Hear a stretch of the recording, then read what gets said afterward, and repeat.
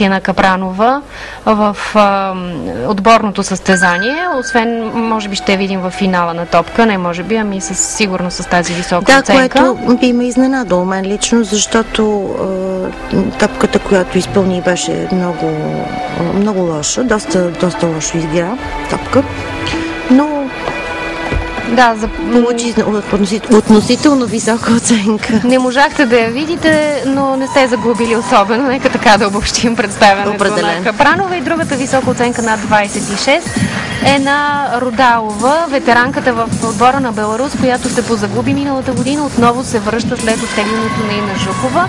Тя получи за нейния обръч 26-275. България, казах, ще бъде представена само от Силвия и от Моника Минчева.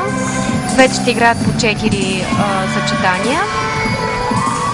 Имаше така намерение Биляна Проданова евентуално да се включи с лента, но очевидно в българския щаб са преценили, че за момента Силвия и Моника ще бъдат достатъчни за едно добро класиране. Каква е ситуацията от последните отборни състезания, с които можем да сравняваме? Те са световното първенство в Патра през 2007, когато българките се класираха доста добре четвърти, Русия, Беларус, Азербайджан в тройката, и европейското през 2007, където за съжаление България зае 6-то място.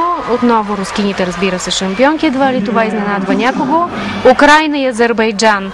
Отбелязвам и подчертавам място в тройката на Азербайджан и в двата шампионата, което означава, че със сигурност домакините и тази година ще имат амбиции за място в тройката. Ще са претендентки. Те постигнаха много голям напредък и особено в последния олимпийски цикъл.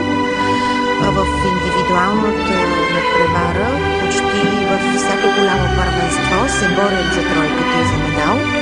И за тези, които не знаят, от зрителите и любителите на този спорт, но предполагам, че повечето, които не гледат, знаят, техните индивидуални състезателки се подготвят в Русия от 8 години.